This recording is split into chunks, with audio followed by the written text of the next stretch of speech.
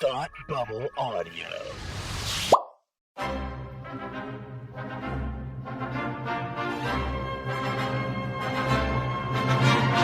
Look, up in the sky! You will never find the more wretched hive of scum and villainy. Welcome to Beer with Geeks with Tim and Frank.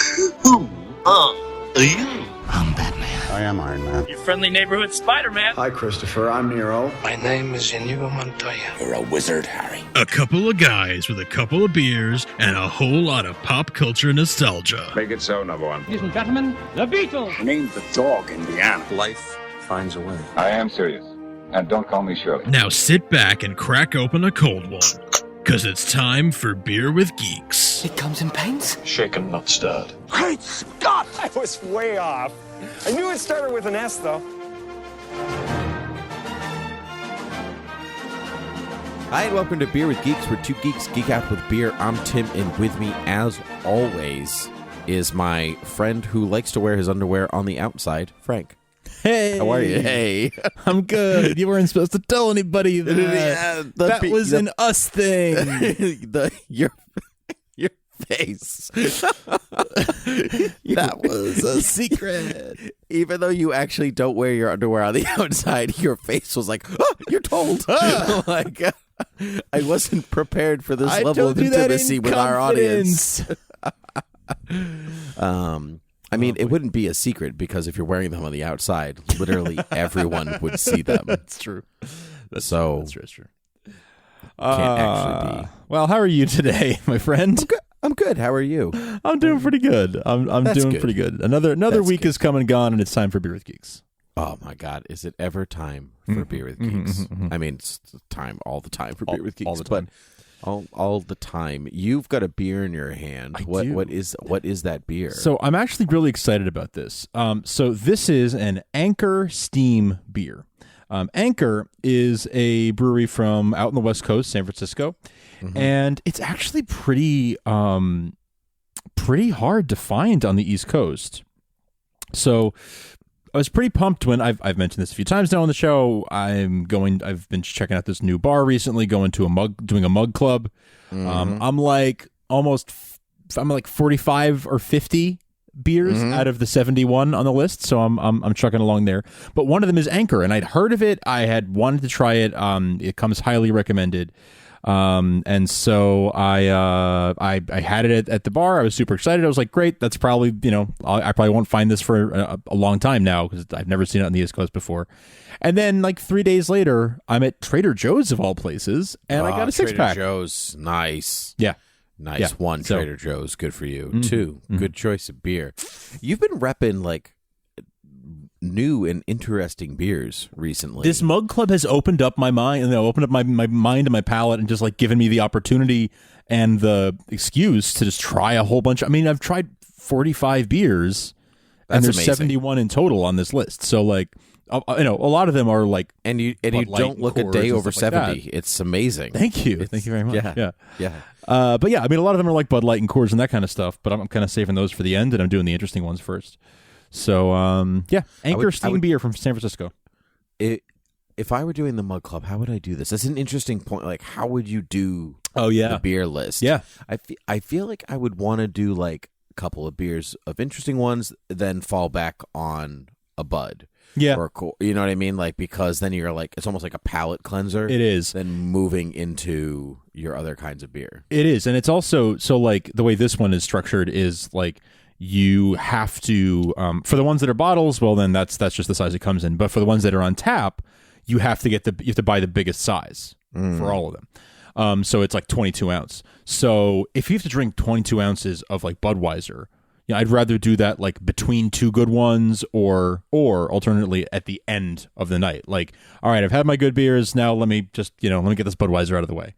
But it's rarely like the first thing I sit down, like, all right, give me a Schlitz. Like it's rarely the first thing that I want. It's always like between two others or at the end of the night. Why would you want a Schlitz? A Schlitz, right. Yeah. I'm being kind of boring, but good. I'm drinking a Yuengling, which is an excellent beer. It's nothing fancy, or it's actually not fancy at all because it's America's oldest beer. America's oldest beer. So in some ways, it's fancy because of that, but also it shouldn't be fancy at all because it's been around the longest. That's right. Yeah. So, I used to drink that like back home, like at like the crappy cheap bars that I went to, like divey bars that I went to when I was younger. But it came to Boston. Like they started distributing it in Boston like 4 or 5 years ago. Like when I was living here, we basically just got it. Yeah, it's just a couple years in ago. the grand scheme of getting beers, because I mean Sam dominated the area for so long. Sam, Absolutely. Harpoon. Yep. Yeah. Well, we have good beer here, so it's it's hard to argue.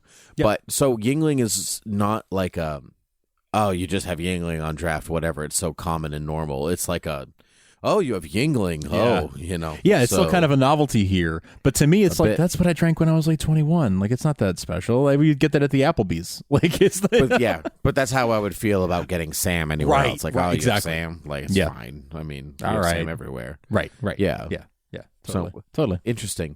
This is probably one of the longest conversations we've ever actually had about beer. That's true. Yeah. We have we done beer as a topic yet? Because we probably should. At some point, I feel like it's not faux pas, but then you're just talking about the thing that intros the show. It would be interesting. Maybe we should do that for our 200th episode. Oh, just what if our 200th episode is just a supercut of all the times, all like the beginnings of the episodes where we talk about the beer? I don't want to do that work, but I'm 100% for that. One last thing, actually, before we transition off of this. So recently, we did a rebroadcast of one of our very early episodes of Beer with Geeks. It was episode 11. That is correct, and it was our Pixar episode. And in publishing that episode, a little peek behind the curtain, I was like looking at like, oh yeah, what was the episode description for this? And I looked at it and I was like, oh, I didn't write what beers we were listening to. So let me listen to the intro and capture, what beers they were, and I'll add it. I know what you're going to say. That's because it was so early in the show, we didn't actually say what we were drinking. Yes, yep, I remember that. It predates us making a point of saying what beer. I don't remember what episode number it was. And in fact, I don't even, I feel bad. I don't specifically remember who it was that suggested it to us. It was a listener, and maybe it might have been a friend of the show. It might have been one of the Suicide Squad guys, or I think it was a friend of the show, or just a straight up a listener. I think it might have been a review. Maybe. I don't remember who it was. This is years ago. It was years Frank. ago. It was like 4 years ago. Yeah. So somebody at some point was like, I wish you talked more about the beer itself, and we were like, that's a great idea. Like, otherwise you'd never know, because really listening to those early episodes, you'd never know we were drinking beer except for the cheers at the end. Nope. I mean, we said beer. We said beer with geeks, but we never did it. We never referenced that. So no, and here we are talking about the beer for like 10 minutes. So I know, go us. Maybe that's because we don't have a lot to say on today's topic, and we're just, I guess we're bailing ourselves out. Yeah, who knows? We'll find out. So Frank, recently, Brian Michael Bendis, famed comic author, has shipped himself over from Marvel to DC, which is a monumental occasion because he has been with Marvel for decades, over 15 years. Yeah, almost 2 decades, and then on top of that, he was a Marvel exclusive for so long that to get one of the best writers in the industry over to the opposite camp is a big deal. And then coupled with that, it was announced that he is coming on board to write both Superman titles, Action Comics and Superman. And that his first story is a smaller scale story in in Action Comics 1000, the 1000th issue of Action Comics, which is crazy that we're part of a legacy of just by being a reader, but we're part of a legacy of a book that's have been read since 1939, which consistently since 1939, which in and of itself is pretty cool. I mean, like, of course we've read books that are older than that, right? Sure, like novels, like Great Expectations, that kind of stuff. Right, exactly. But nothing is ongoing for 80 years. there's a new continual stories being told every single month for 80 years. And we're here at Action Comics 1000. But what's most interesting about this is that the Superman red trunks are back. The underwear on the outside of the costume is back. Just for Superman. They went away in 2011 with the New 52 when DC rebooted their universe, and Superman's had quite a number of costume changes within that time frame already, and now he's getting another one, and it looks like the red trunks are back. And I kind of want to talk about how you feel about Superman's red trunks, but I guess underwear on the outside of the costume is a weird topic, I guess, when you really take it in perspective that we're having an adult conversation about this. Yeah. Okay. Well, so I missed the red trunks because to me they are a very quintessential part of the costume. And I have a tendency, and sometimes a bad habit, admittedly, of being a bit of a Superman purist. Mm-hmm. I've shaken that and kind of gotten to be less so over the years, but I still do have the tendency. But so at first I was really upset about the trunks, and I wasn't thrilled with the New 52 in general. So that quickly became sort of the least of my worries. It became more of just like a insult to injury type of thing of like, and on top of everything else, they took away the trunks too. But, whatever. I just sort of got used to it. Man of Steel came and went, and there were no trunks there either, and that kind of stuff. And it was just sort of like, okay, well, I guess the trunk. I came around to the idea of, I guess the trunks were outdated.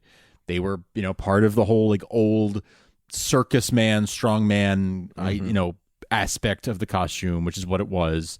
And so that age is over. I guess I'm good with it. And then they announced it's coming back, and I'm like, aha, I'm back, baby. All right, here we go. I'm back in Superman. I wasn't out, but I'm back in. That's interesting. Like, so you're just taking it from that was part of the original costume, and that's what I grew up with, and that's what I know, and I like it because it feels comfortable. Yeah, basically, it would feel like taking away his X-ray vision or something. It's just like it's such a part of the character. It's because I don't feel like the trunks are a part of his character, and so why is it Superman's red trunks that are a part of his character, but say like Batman's aren't? Because Batman wears them too, but you don't look at a Bat costume and go like, oh, you know what? It's really just missing that underwear. Like it's just you just accept. You go, oh, that's a cool design, or like that's that, or I don't care for that one, or whatever. But there's no conversation about where's Batman's underwear. But this continual talk about like Superman's, like why is it so important that Superman has this thing that basically breaks up his onesie? Yeah, it's interesting to me because I don't particularly care for them. I'm not thrilled that they're back. I think it is. I think it is an antiquated look. It's based on the Circus Strongman, which doesn't exist anymore, really at all. It's out of our frame. It's out of our frame of reference now. So he is literally just wearing shorty shorts on the outside of his pants. Yeah, it just, and I think that something needs to be there to break up I think something like a color or anything like needs to be there to break up the suit, because I think it does look odd when it's just a blue onesie. Even what he's wearing now with the belt, it just doesn't look quite right. There's something missing, but I don't think it's briefs, Interesting. So would you rather see something else, like a different design element entirely there? Because like think about the Flash, right? Think about the Flash. Like one of the defining characteristics of Wally West's costume versus Barry Allen's costume traditionally is like that midsection, like the belt area, right? Yep. But no one ever says like, man, he needs briefs. That's true. It's probably. Like, okay, the lightning bolt belt, like that breaks things up.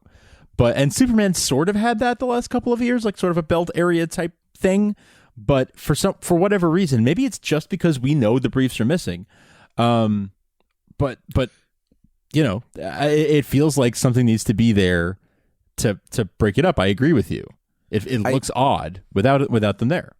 I think something needs to be there, but I don't think I think something needs to be there, but I just don't agree that it should be that original look. Okay. Because even when they like have the belt loops, go through it and stuff like that, it's just like to kind of make it not look like, to make it look functional.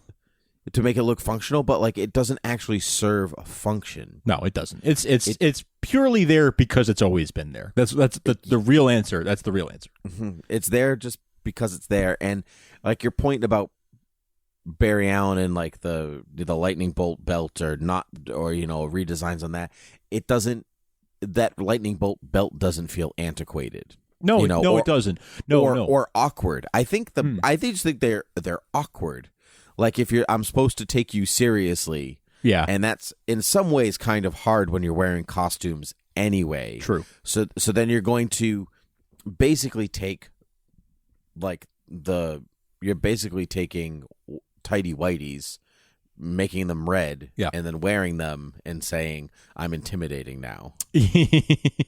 Well, yeah. I mean, again, in the context of their time, they were part of a strongman costume. So it was a like not a sign of strength, but it evoked that look and feel of a circus, strongman. And then I think for a time they took on like, okay, this is just what superheroes wear. Like it became the iconic, like superheroes just wear the trunks on the outside. That's just it, and it wasn't even. I don't think anyone looks at it like realistically and says, "Oh, he's got his underwear on the outside." Like, yeah, sure, we all know that's what it looks like now, but we all just sort of, I think, for many decades anyway, decided this is what superheroes have. Like, they have the trunks that are part of their costume. Exceptions to that, obviously, like Nightwing or whatever. But that's like sort of a piece of the quintessential superhero costume. Actually, it started with Superman.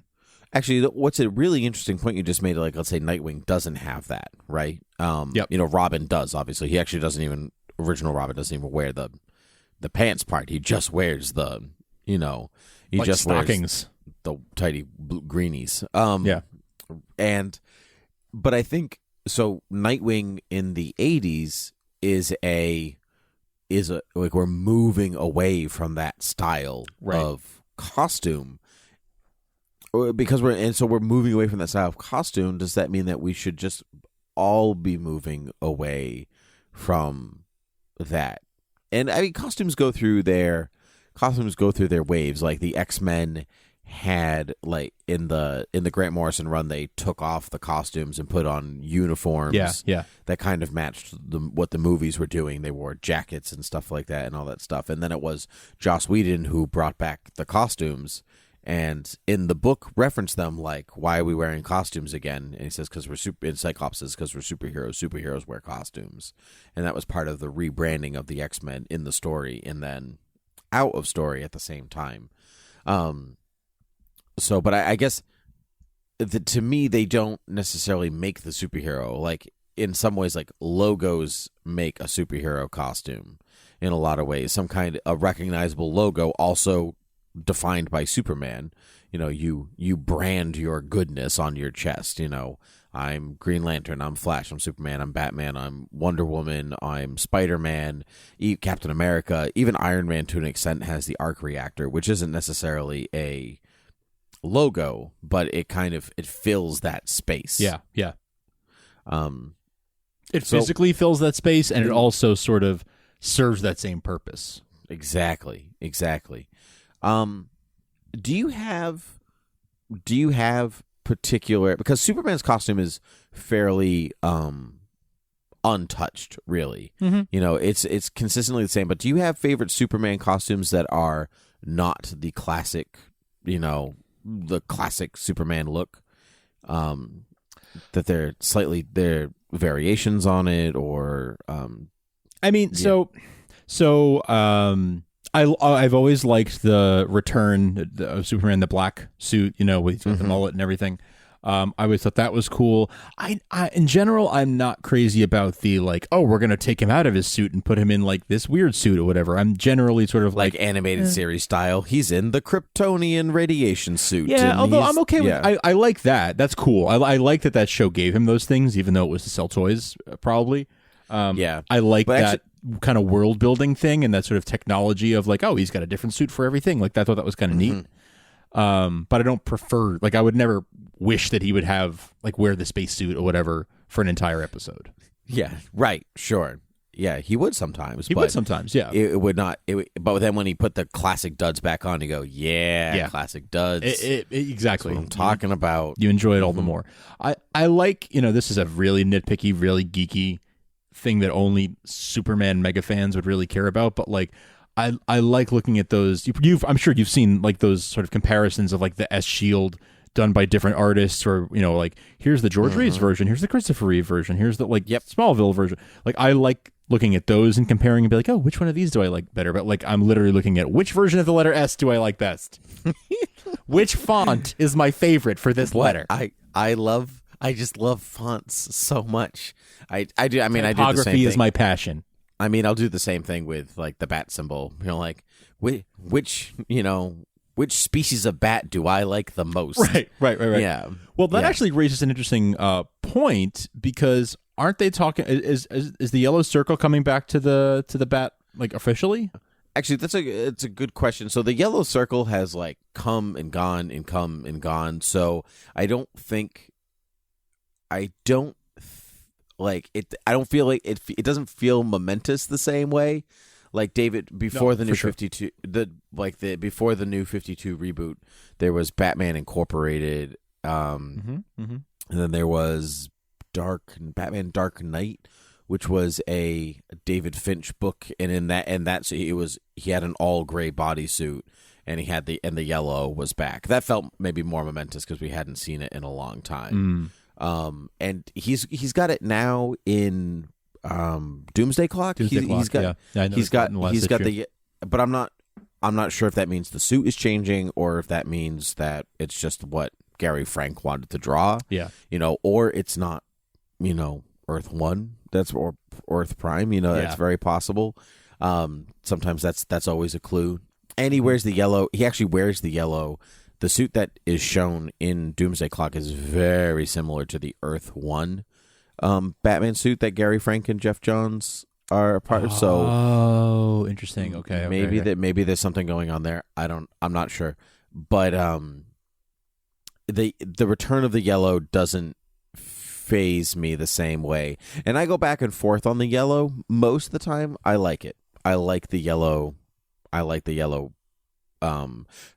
Ring, mostly because I grew up with Adam West. I grew up with Michael Keaton, and they all had yellow bat suits. Batman the Animated Series in its original inception, the first half of Dark Knight Returns, he's in yellow.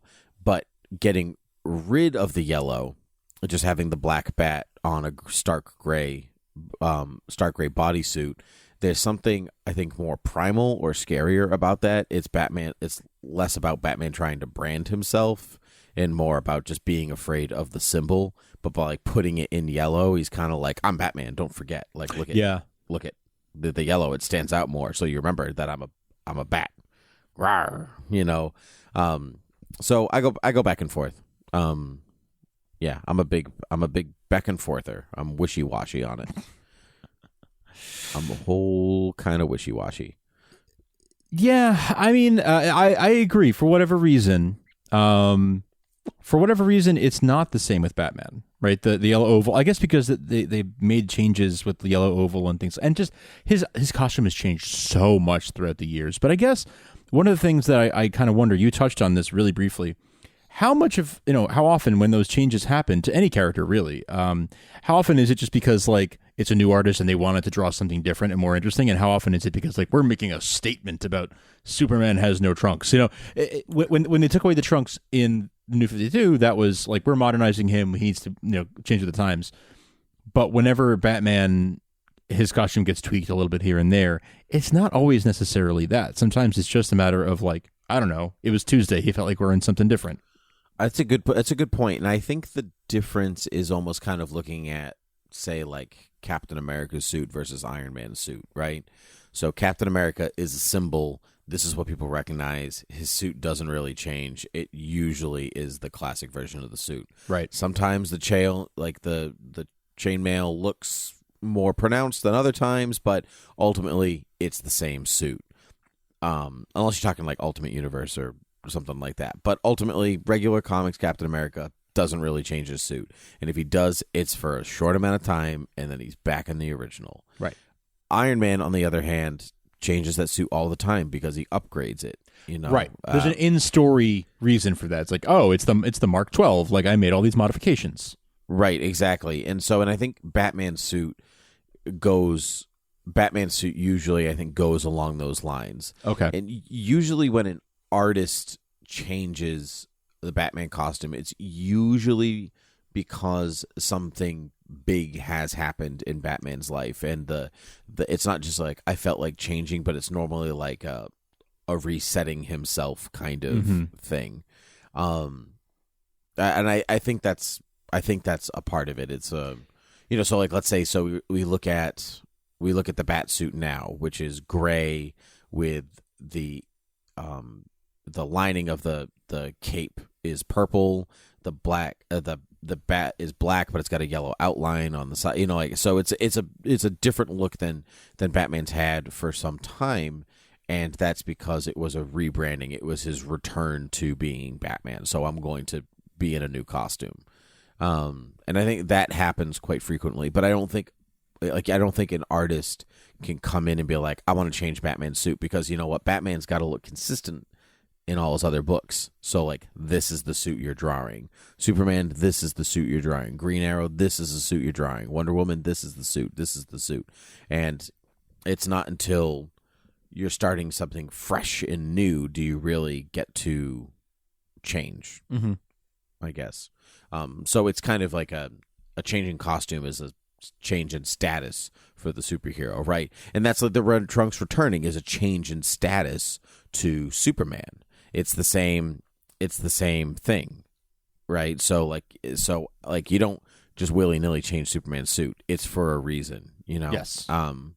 With big changes like that, yeah. Yeah, I think that's how it is now. I guess even going back to the 70s, like if you look at the way that Batman was drawn before Denny O'Neil and Neil Adams came along, was not exactly, it wasn't Silver Age style anymore. But that's partly because Neil Adams and Denny O'Neil came along and like, we're fixing this, and that's a change in status for the reader then, to let you know it's different. And I think the Red Trunks are that kind of thing. Like, we're letting you know it's different. I agree. That's what's happening today. I think that DC has made some decisions about the way they're going to treat Superman. I think that they've made it pretty clear that I think that they're going back in a lot of ways to sort of the, Infinite Crisis era in terms of the tone of the storytelling, not the actual continuity itself, but in terms of the tone and the types of stories that they're telling, and lots of alien stuff, lots of the kinds of threats and the kinds of stories he's dealing with. I mean, just the simple fact of, look who's working on the books, right? Like who's been writing Action Comics and Superman. So Jurgens, right? Yeah, Jurgens writing 90s. Action Comics and Tomasi writing Superman. Mm-hmm. Yeah, I feel more like I wouldn't say Infinite Crisis, but I would say anywhere between Crisis on Infinite Earths and New 52, because I don't think Superman has changed that much between the John Byrne Superman and the New 52. Like that era of like mid 80s to mid 2000, early 2000s. Like, I think that's books were one era. That's an era of Superman, so right? I would say from Man of Steel, from John Byrne up through until New 52 it is one continuity that happened for all the books. So you could make that argument for everybody, but I think that there is very specific kind of whimsy and very specific kind of fantasy storytelling that happens in the 90s in particular. That I think fantasy Jurgens storytelling, represents. then you must hate it then. I'm not thrilled about all of it, I mean, Yeah, but it's fantasy. because it's it's true. It's true. I don't love like a lot of 90s stuff. I'm just sort of like, yeah, this is fine, but it's not for me. I have really been loving, since Rebirth. So now coming up on 2 years, I have been really, really loving the treatment of the character. Really, really since what was that miniseries? Was it called just Lois and Clark, where they kind of introduced this iteration of with Jonathan and everything, like Renew Your Vows or Renew Your whatever Vows. it was That's called. right. Yeah. Wait, no, Was it? that was No, Spider-Man. That's Spider-Man. Yeah, I don't remember what this one was called. Yeah, but you know I what I'm didn't talking read it. about. I think it Yeah. was called Lois and Clark. I want to say it was. I think you're right, but there was a subtitle. There's a subtitle. Yeah, but I don't remember what it was. But anyway, in any case, ever since that book, I was like, oh, this is great. This is like the old Superman again. This is great, and I've loved seeing that rolled into the full on continuity. It was like it made me the happiest that I could have been. That's awesome. Now, Frank, all of this was just prologue to what we were going to talk about today. But we're not going to talk about it today because we're out of time. That's right. Actually. So where can people find your remaining thoughts on this subject? Do you have any? Where can they find them? On a future episode when we get around to talking about it. Yeah, sure. Why not? No, I was going to ask you where the people can find us, but then I thought it was rude to just kind of leave it there and see if you wanted to say anything else. Well, we were going to talk more about like other costumes and superhero costumes in general and stuff, but I think that can maybe be its own topic because I didn't think we could talk about this for a full episode, and turns out we can. So turns out we can. Maybe we can have another conversation about superhero costumes in general. Sure. Well, I feel in some ways this was about superhero costumes in general, but focusing mostly on one component of superhero costumes. Right. But we didn't really talk about favorite costumes through the years or various versions. And I say we talk about it sometime soon. I agree. Okay, so then to go back to my first question, where can the people find us? They can find us at beerwithgeeks.com, at beerwithgeeks on Twitter, beerwithgeeks@gmail.com. They can find us on thoughtbubbleaudio.com. They can also find a whole bunch of other shows like Tolkien TV Talk and Supergirl TV Talk and Academy Rewind and Hate Watch with us and Starkville's House of El Krypton all over there. They can, of course, find and rate and review us on iTunes, which is one of the best ways you can give back to us. It doesn't cost a cent. You can just go ahead and leave us a 4 or 5 star rating, or if you really feel like writing a review, I mean, that's great too. We definitely love those, and we read those on the show.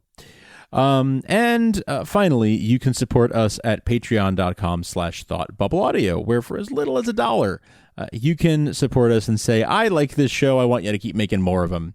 And throw us a buck or more. Indeed. Well said, my friend. Well, then I say until next time, cheers.